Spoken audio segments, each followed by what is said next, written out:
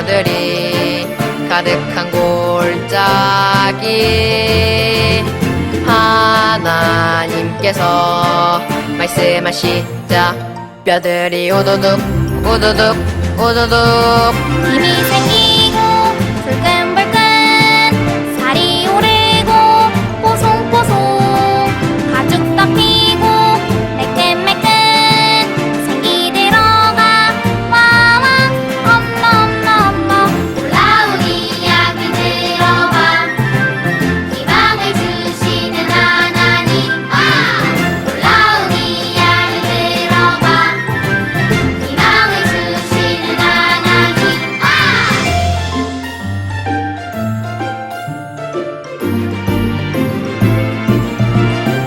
놀라운 이야기 들어봐 희망을 주시는 하나님 놀라운 이야기 들어봐 희망을 주시는 하나님 메마른 뼈들이 가득한 골짜기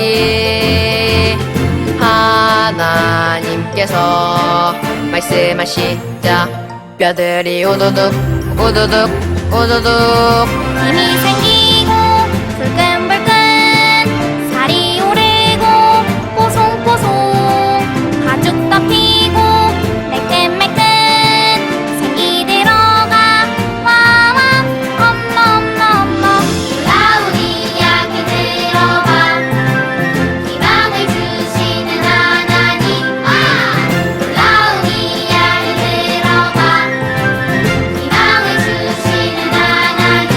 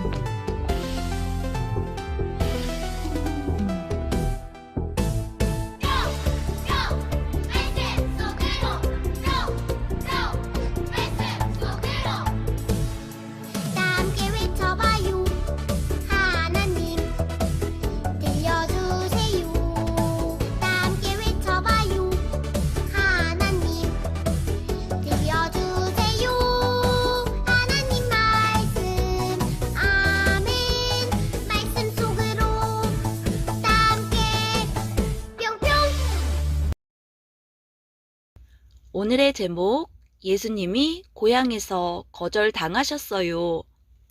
오늘의 말씀, 주의 성령이 내게 임하셨으니 이는 가난한 자에게 복음을 전하게 하시려고 내게 기름을 부으시고 나를 보내사 포로된 자에게 자유를, 눈먼 자에게 다시 보게 함을 전파하며 눌린 자를 자유롭게 하고 주의 은혜의 해를 전파하게 하려 하심이라 하였더라. 누가복음 4장 18절에서 19절 말씀. 아멘. 우리 함께 말씀 속으로 들어가 보아요. 예수님은 고향인 나사렛으로 가셨어요. 나사렛은 예수님께 특별한 곳이에요. 그곳에서 어린 시절을 보내셨거든요. 이제 어른이 되신 예수님은 여러 곳을 다니며 하나님에 대해 가르치셨어요. 어느 안식일 날 예수님은 회당에 들어가셨어요. 회당이란 유대인들이 함께 모여 기도하고 하나님을 예배하며 성경을 배우는 특별한 곳이에요. 또한 안식일은 하나님의 백성이 쉬는 특별한 날인데요. 안식일이 되면 모든 유대인들이 회당에 가서 하나님을 예배했어요. 회당에서 예수님은 선지자 이사야의 예언이 기록된 두루마리를 건네받아 하나님의 말씀을 읽으셨어요. 바로 성경책이었지요. 주의 영이 내게 내리셨다. 주께서 내게 기름을 부으셔서 가난한 사람들에게 기쁜 소식을 전하게 하셨다. 주께서 나를 보내셔서 포로된 사람들에게 자유를, 눈먼 사람들에게 다시 보게 함을 선포하고 억눌린 사람들을 풀어주고 주의 은혜의 해를 선포하게 하셨다. 글을 읽으신 예수님은 회당에 있던 사람들에게 이렇게 말씀하셨어요. 오늘 이 말씀이 너희가 듣는 이 자리에서 이루어졌다. 맞아요. 이사야가 이야기한 대로 하나님 약속의 말씀이 이루어졌어요. 그것은 바로 예수님에 관한 것이었기 때문이지요.